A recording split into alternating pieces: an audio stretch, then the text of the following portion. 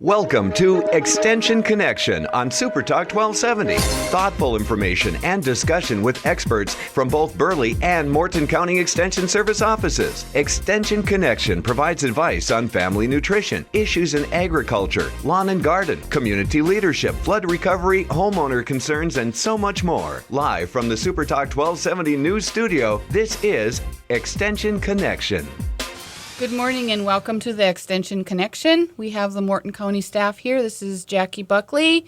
We have Carla Mickle, Vanessa Hoynes, and Ashley Stegman to talk to you about extension happenings in Morton County for the next couple weeks. And Carla, what are you going to visit with the listeners about? I'm sorry? I'm going to visit about 4-H ambassadors in the state of North Dakota, what they do, and an opportunity to apply to be a 4-H ambassador here coming up very soon. Okay, and Vanessa? I'm going to visit about some upcoming programs that we have coming up, and I have some new publications working with wild game. Also going to talk about some of those confusing dates on food packages. There's been some recent information about that and kind of wanted to dispel some of those myths, and so we'll be sharing about those programs in a little bit. Okay, and Ashley? I'll be talking about ripening some of those tomatoes that are on the vine that aren't quite there yet for picking. And also we'll talk about winter weather predictions from the woolly bear caterpillar. And also touching just on the fall lawn care management practices. That sounds very interesting. Yes. Well, that sounds like a story you'd read to your kids. You know, woolly bear then. Yeah. It kind of does. And I'm going to visit with you about a few things that are coming up and then some questions that I'm getting in the office, and as well as Ashley is getting them too. The first thing I'd like to announce is that we're having a margin protection program meeting for dairy producers, and that's going to be on Monday, October 6th at Farm Credit Services from 10 a.m. to 1:30. It includes lunch. What should the producers bring? If they have a laptop or a portable device, they should bring that with them, but we will have some available for them to use if they'd like. And then if you have your annual milk marketings, the pounds that you shipped of milk for 2011, 12, and 13, and this is going to talk about the new margin protection program for dairy producers that went through with the new farm bill this past summer. And so once again, that's Monday, October 6th from 10 a.m. to 1:30, and that will include lunch. And please call the Morton County Extension Office at 667-3340 and let us know if you will be attending so we can make plans for lunch. And once again, we are live in the studio today, so if you have any questions about what we're going to talk about, please feel free to call 663-1270, and we'll be glad to answer those questions on the air. Or if you're bashful, you can call our office once again at 667-3340. I've been getting some questions about cutting alfalfa, and that's one thing that producers, of course, with the late harvest, the small grain harvest, they didn't get time to make that last cutting of alfalfa, and so they're asking, and the alfalfa looks really good out there right now, can they go out and cut? And I talked to Kevin Sedovic, our rangeland specialist, yesterday because we were getting these questions. And what Kevin has told me, and I always said, well, after September 1st, pretty much you shouldn't do any cutting. Well, Kevin says there's been some research done in Wisconsin that says that you can cut in September if it's a younger stand. So what I'm saying is that if it's a stand that is less than 3 years of age, that stand would have a better chance of surviving than an older stand that's like 4, 5, and 6 years older. And so, yes, you could go out and try and cut some in those low areas. What Kevin also suggested is that we try to leave some alfalfa strips about 3 feet wide or at least a couple feet wide so that you have some snow ability to catch some snow, and so that those crowns will be protected more readily, especially if they don't get a chance to regrow if we get some cold weather here shortly. And so we want to think about that as well, as far as that with the late cutting of alfalfa. And it also has to do, I guess, with growing degree days. And you need to have 500 growing degree days for the alfalfa to regrow in order for it to store enough nutrients so it will last through the winter. And one thing that producers don't recognize is that we don't get the winter kill in December, January, February. We get winter kill in March. And what happens in March is that we get a few nice days, 30 to 35 degrees. We'll have those in a row.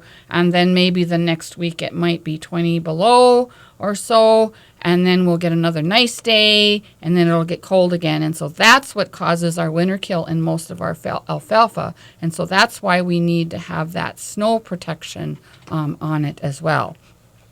We're also getting questions about silage. And with the early frost, there's some silage, some corn that may not make it for grain. And so we're going to have to maybe make silage out of some of it. And how do you value that in the field? And some research in Wisconsin in 1997 through 2002, some research was done. And you figure out or kind of try and estimate your expected grain yield.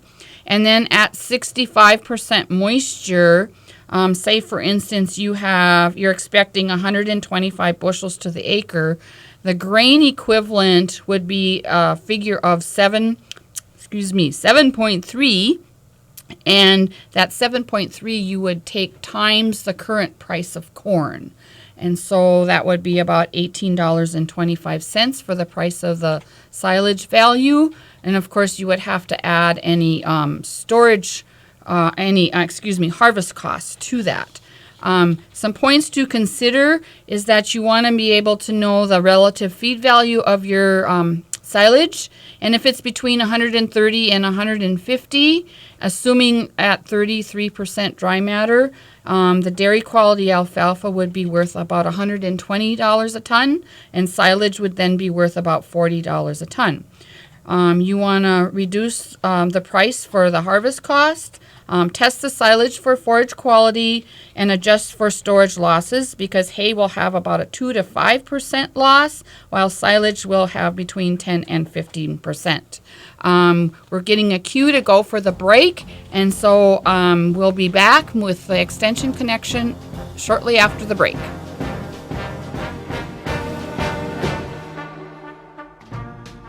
You're never more than a few minutes from a weather update here on Super Talk 1270.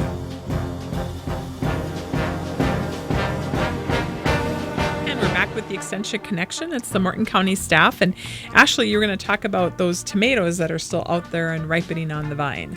Yes, a lot of us have gardens are experiencing some tomatoes that aren't quite ripe yet, or they're still a little green, and that is due to our cool summer and the later plant date that we had in the spring.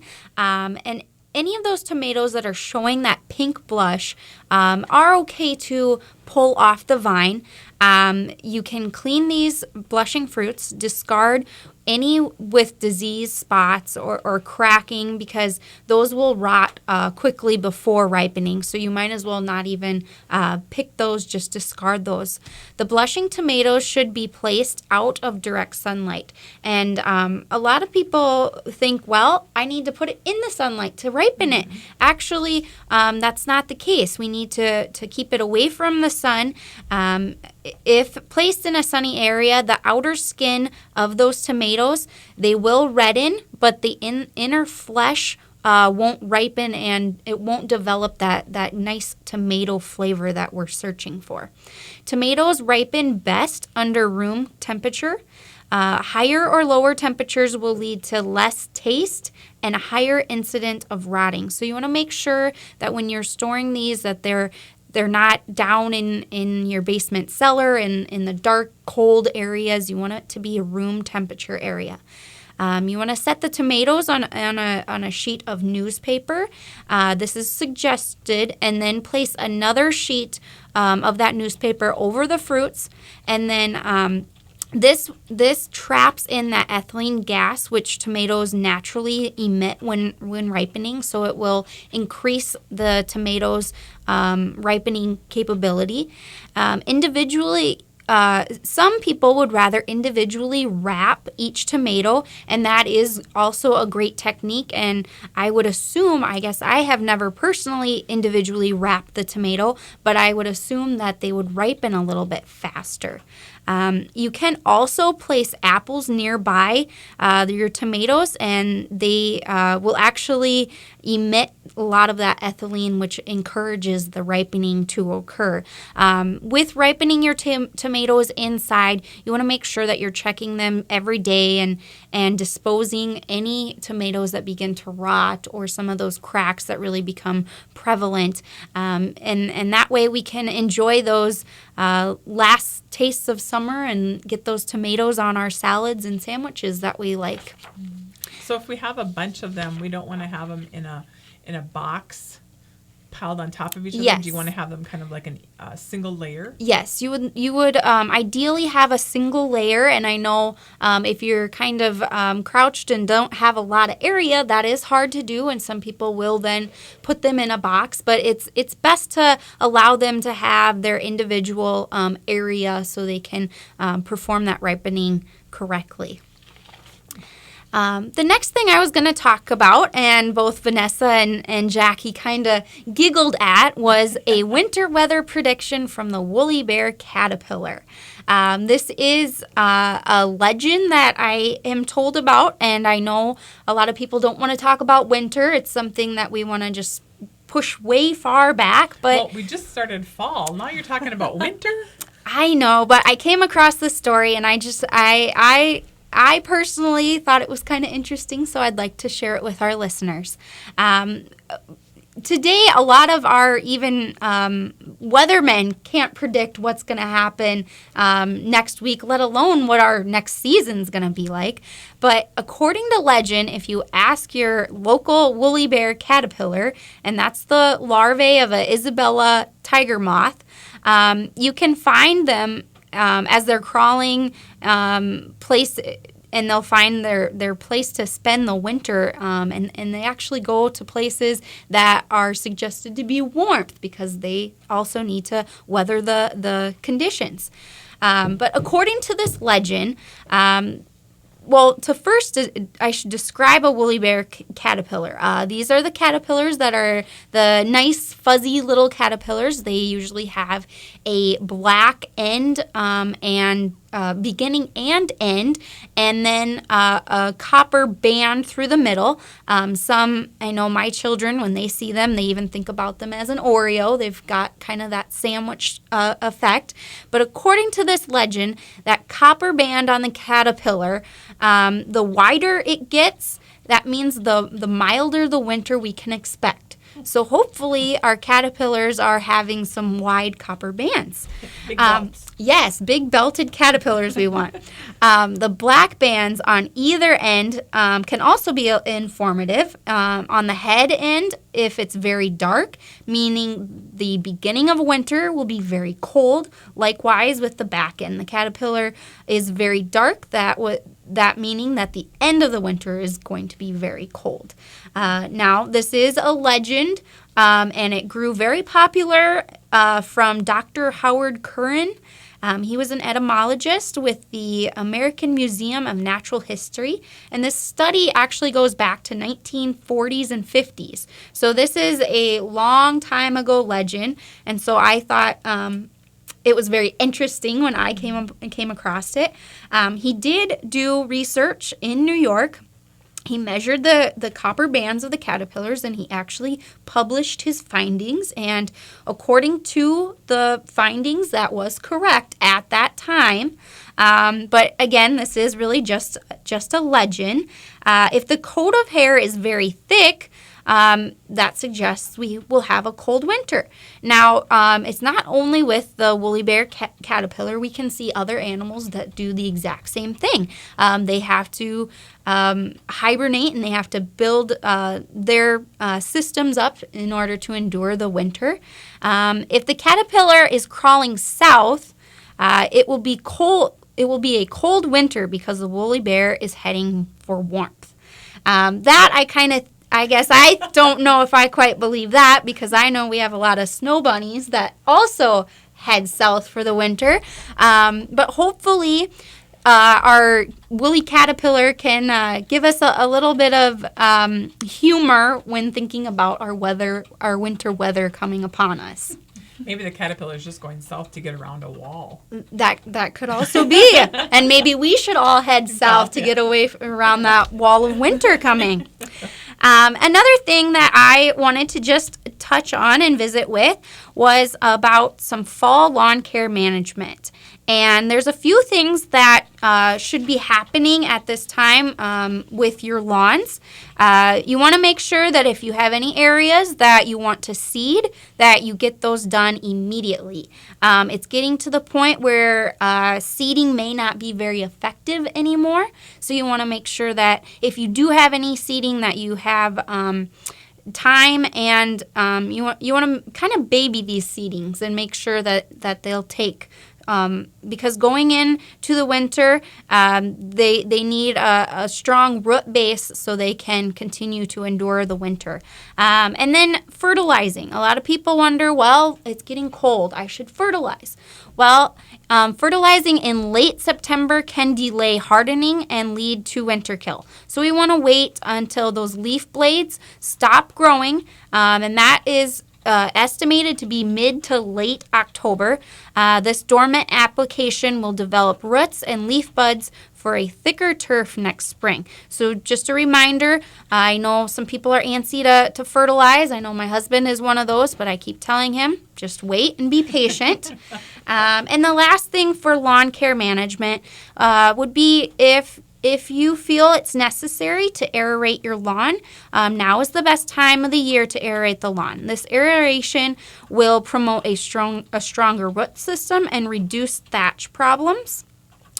Core aerators are available from rental stores and from your landscape companies. A lot of people may not have their own aerate, so they'll have to access some through rental stores. And you can use a propelled unit with vertical operating hollow tines. 2 to 4 passes are recommended. You don't want to do more than 4 passes because you may be damaging some of your turf. You want to avoid those drum rollers. They pull shallower cores and avoid solid tines. They may actually compact the soil, and that's actually going to be reducing your growth and any nutrients in your lawn. You don't want to aerate when the soil is wet, since they may compact the ground also. All lawns would benefit from aeration, but most lawns never actually need it. So just a reminder, if you feel it is necessary to aerate your lawn, then you can, but make sure that you're not aerating while the soil is wet, because you want to avoid that compaction on the ground. And then something last I wanted to visit with you is about storing our squash and pumpkins. Now, 'tis the season for pumpkins and squashes. You want to make sure when you're harvesting from the garden that you keep at least 1 inch of the stem. You don't want to pull that stem too far. You want to make sure you wipe off the dirt, but do not wash. You just want that dirt to be removed. For all but acorns, your acorn squash, you want to cure in a room about 80 degrees and spot for 10 days to toughen that skin. That way that skin won't rot and you won't lose any product. And then later to carry on and hold and keep them, you want to keep it cool and moderately dry. And it's suggested to store on pallets or a raised shelf of somewhat. That way the air can get up to the vegetable yet, and air can move. And with that, I'm getting the mark that we are going to be taking a break, and you are with the Extension Connection, and we will be right back.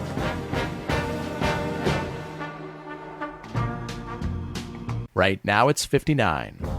Sean Hannity, weekdays at 2, only on Super Talk 1270.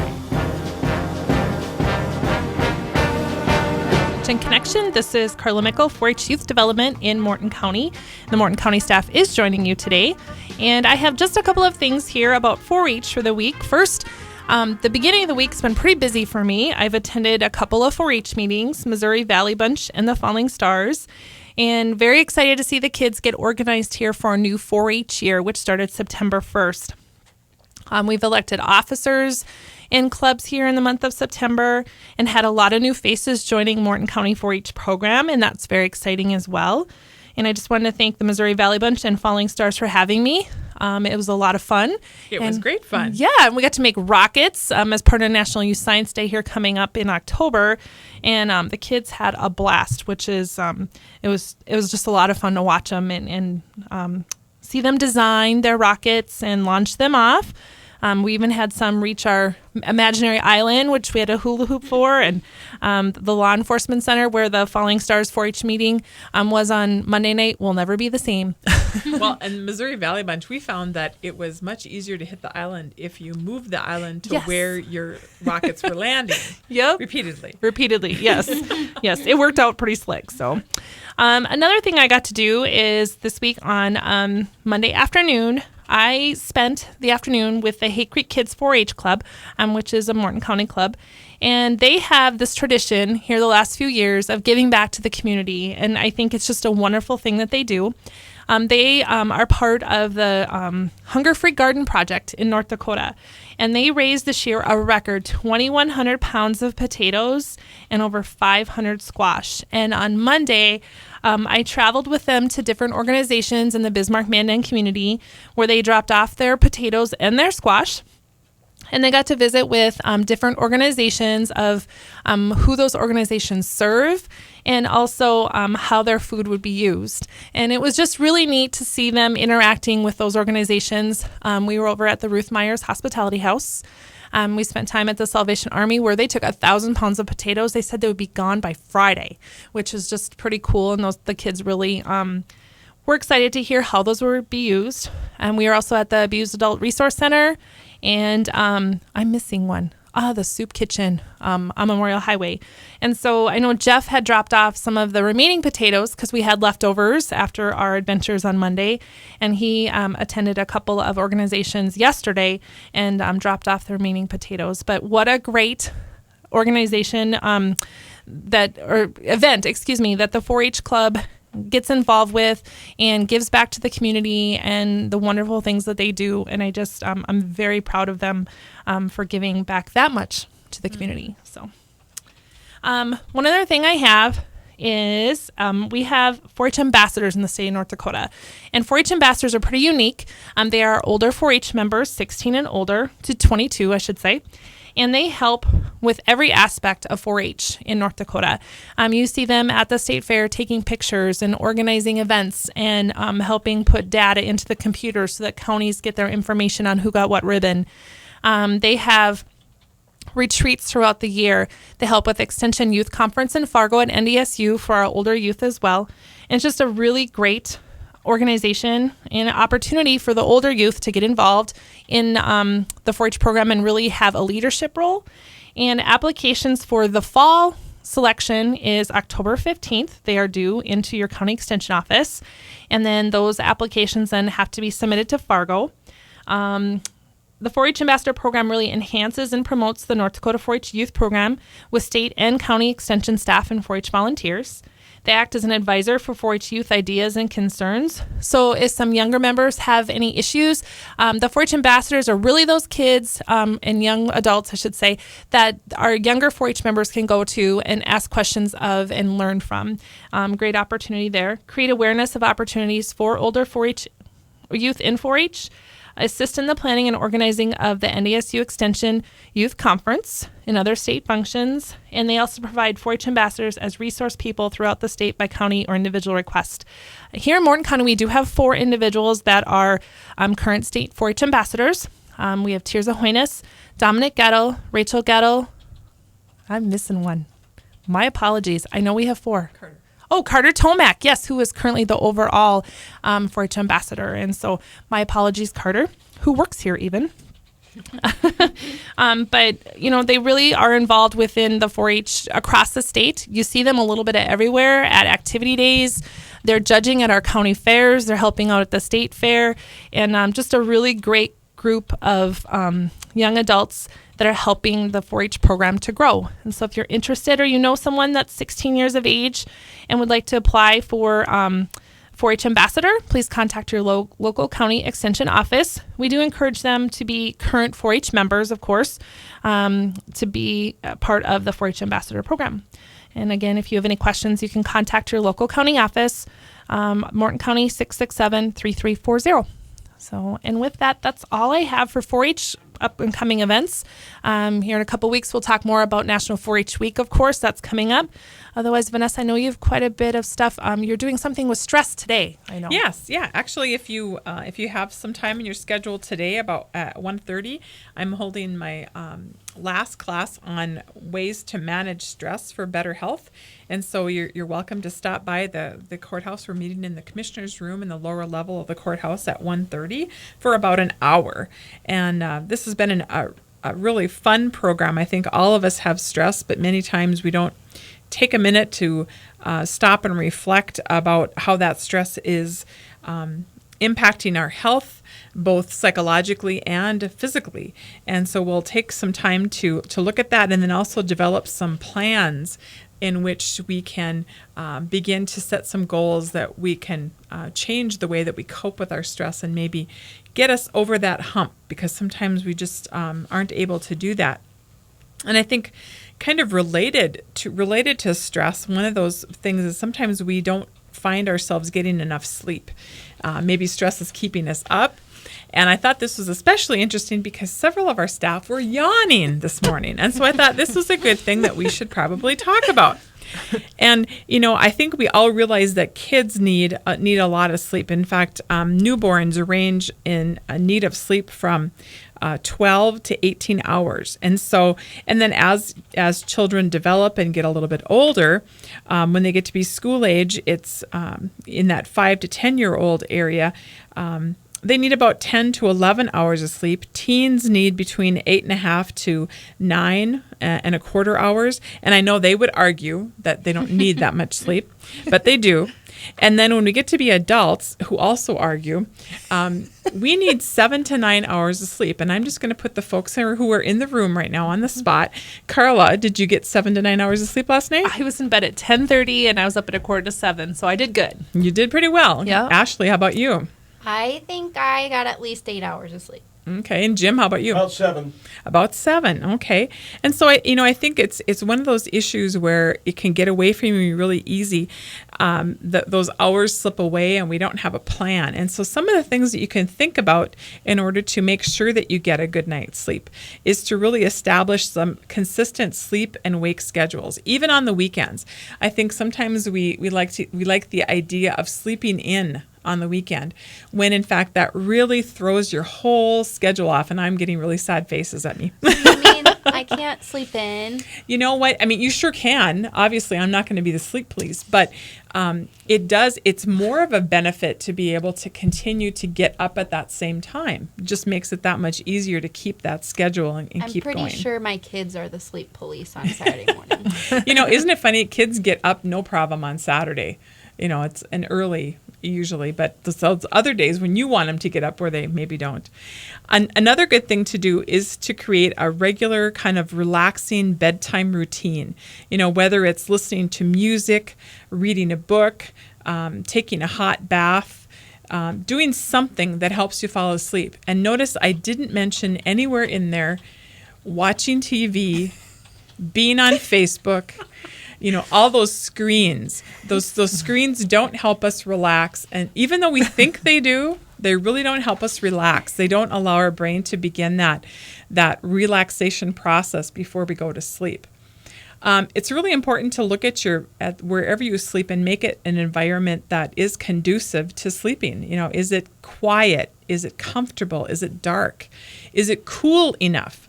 You think we're kind of through the hottest part of our year, but in the summer we probably don't sleep as well if our homes are warm. And so making sure you have a comfortable place to sleep. Is your mattress and pillow something that is comfortable for you? It's important to keep that in mind. And then also keeping some of those sleep stealers out of your bedroom. Again, with the TV, using the computer, even reading in bed is a sleep stealer, because if you get into a good book, you don't want to quit. You keep reading, you keep reading, you keep reading. Even though reading can be something that's relaxing, but not doing it in your bed. Being able to read to a certain point, shut it, and then go to your room and go to bed. Vanessa, when you said sleep stealers, I thought you were talking about kids. Oh, yes, they are too. But that isn't a problem you can get rid of, unfortunately. Yeah. Just have to deal with that one. And, I hear time and time again about kids, especially who have TVs in their bedrooms and leave them on all night, and that's how they go to sleep. And what they're finding more and more is that when you sleep with the TV on, your brain really never gets a chance to totally shut down and go to sleep. And so even though you have maybe been laying in that bed for a certain number of hours, you maybe didn't get the sleep that you were assuming you were going to get. Also, finishing eating at least 2 to 3 hours before your regular bedtime is important. Getting regular exercise is also good. And then avoiding caffeine and alcohol products close to bedtime. And I know I hear time and time again people say, well, caffeine doesn't really bother me. And what they're finding even further in further research is that even if you don't have difficulty going to sleep with having caffeine in your system, what they're finding is that your brain doesn't actually go to sleep. And so you don't get that full REM rest. So stop the coffee and the pop at least around supper time or so. And we'll be back in a little bit. Right now it's 64 degrees. Get the traffic and weather information you need anytime on Super Talk 1270 and online at supertalk1270.com. And welcome back to the Extension Connection. This is Vanessa Hoynes, Family Consumer Science Extension Agent for Morton County. And before the break, we were talking about getting enough sleep and some tips to do that. And as we were in our break, we were visiting here. And Ashley mentioned another thing that I forgot to mention is the phone, that dreadful phone, that smartphone. Making sure that you have that phone far away from your bed is really important too, because we have all those fun little noises that we have programmed in there so that when we get an email or when other things happen, we get a little ding or a whatever. And those things can also disturb our sleep. Even though we might not recognize it, we don't officially wake all the way up and get up, but it does disturb our sleep. And so it's important to move that phone far away or put it on silent, which I know makes it difficult if you use it for your alarm, which a lot of folks do too. Mm-hmm. So traveling. Yeah, especially when you're traveling, Yep. right? When you should be getting sleep. Mm-hmm. And and the phone can also be that little gadget that you play games on before you go to bed, or all those other things. So. Or Pinterest was also mentioned as another thing. Making sure that you don't do those things in your bed, and try and do them at least an hour before you're going to go to sleep, so that your brain has a chance to do that relaxing and really get the full value of your sleep. I know, I'm just like I'm no fun. I know. No fun. You are no fun today. Okay, well, let's switch topics. I have some programs coming up in November, and I know November sounds like a long ways away, but these are opportunities for you to that you might need to register for. The first one is Dining with Diabetes, and it's a series of 4 classes.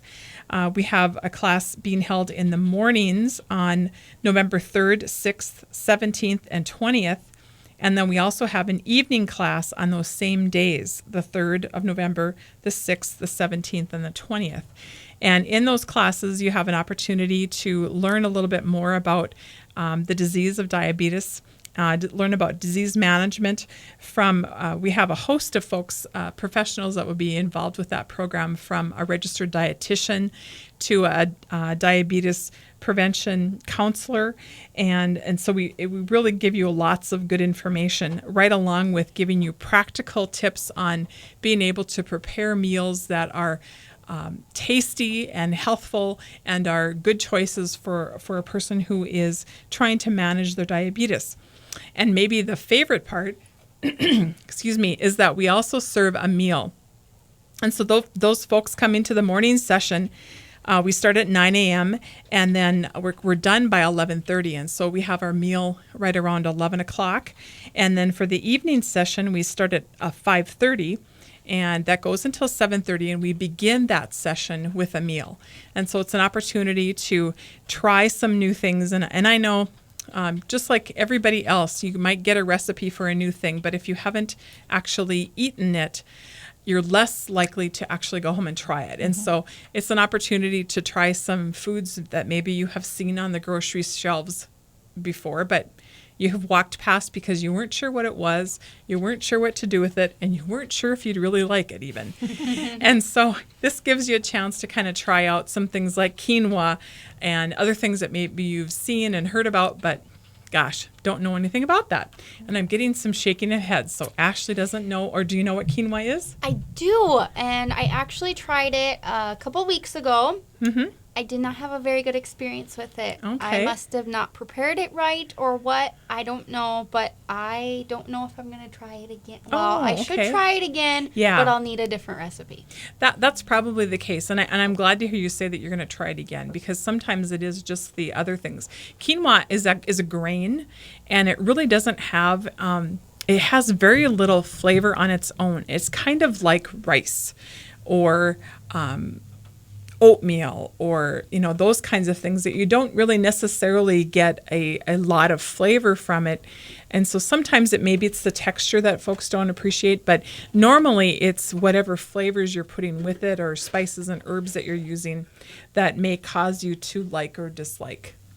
So give it another try, and maybe I'll share some of the recipes with you too, so to give you a chance to give it another chance. But that's a good example of having folks get a chance to try things that they may not on their own. And then especially if you're cooking for one or two people, it makes it really difficult to try out some of those new recipes, because you don't want to have a whole batch of something that isn't to your liking. And so it's easier to do that in concert with other folks. And I also think the peer pressure that sometimes you wouldn't try something, but if you have everybody else around you trying it, at least you're willing to give it give it one or two bites and give it a try. So if you're interested in Dining with Diabetes, we do have a registration fee. It's $25 for the person who has been diagnosed with diabetes. And then we also encourage folks to bring another person with them, whether it's a family member, spouse, chef. If you have somebody who does all your cooking, definitely invite them to come with you. And that extra person is only $10. And so it's and we really encourage people to bring somebody who is their support, because it's important to have somebody who also understands the disease and can be your sounding board, your support, your person who keeps you on the right track when you need help in that. And just one thing, too, I know with the Dining with Diabetes, we get a lot of calls for that class in our office. And so if you are interested in going, you should register very soon, because it does fill up usually. Right. And we don't want to have a huge number of people, because it is such a personal topic. And so we'd much rather have, and we do limit it to a certain number of folks per session. And so thank you for mentioning that Carla. It is important to register early. And you can register by calling our office at 667-3340, and we can get registration information out to you, or you can register with us over the phone and then send your payment after that. So that would be two different ways you can do that.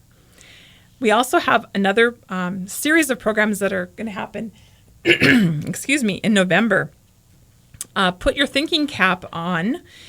Brain Health, Aging, and You is going to be a series of classes that we're going to be offering all the Mondays in November.